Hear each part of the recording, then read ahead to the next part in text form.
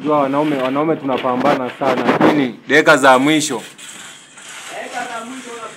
Yaani dakika za mwisho ndio hivyo nakuja naambiwa kwamba mara tulitafuta wote. Sasa tulitafuta wote, ona tunavyohangaika. Ona huyu. Muulize hii style anayoifanya ya kurararara. Eti Mugaramo hiyo. Ni mafundi wote wangali wanafanya hivi au ni Kahama au ni yeye peke yake? Au ni wewe mwenyewe? Kwa hapa Kahama eti. Kwa hapa Kahama. Ni wewe tu. Hapa mwingine.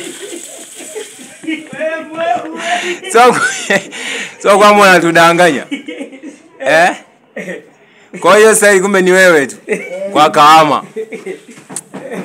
Kwa mfano watu wakikuhitaji sasa kwenye kazi kama hivyo au na ofisi, ulishafunguaga ofisi ambaye mtu akikuhitaji anakupata kwa muda mwafaka. Ungemuuliza ni aina gani ya style, ni style Mugaramo au ni style gani? Basi tunaona amerara chari. Eti hiyo style ni style gani? Mugaramo kama hii inaitwa Mbeumo style. Mbeumo style. Kwa hapa kama ni wewe mwenyewe. Hamna mwingine.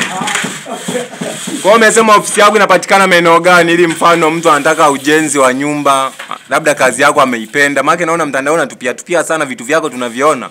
Na kweli nyumba tunazikubali. Kwa ofisi yangu ni namba yangu ya simu tu hapo tunaweka. Ndio. Basi ndio ofisi yangu.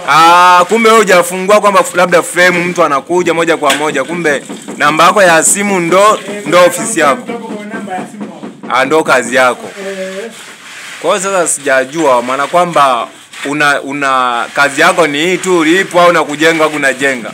Vyote. Unapiga vyote. Tunajenga, tunapiga plaster, tunatengeneza majukwaa ya gorofa, vyote tunafanya. Kumbe vyote. Umeme tunaweka. Kumbe kazi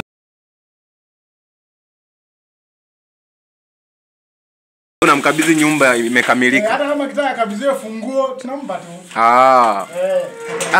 Basi hamna shida.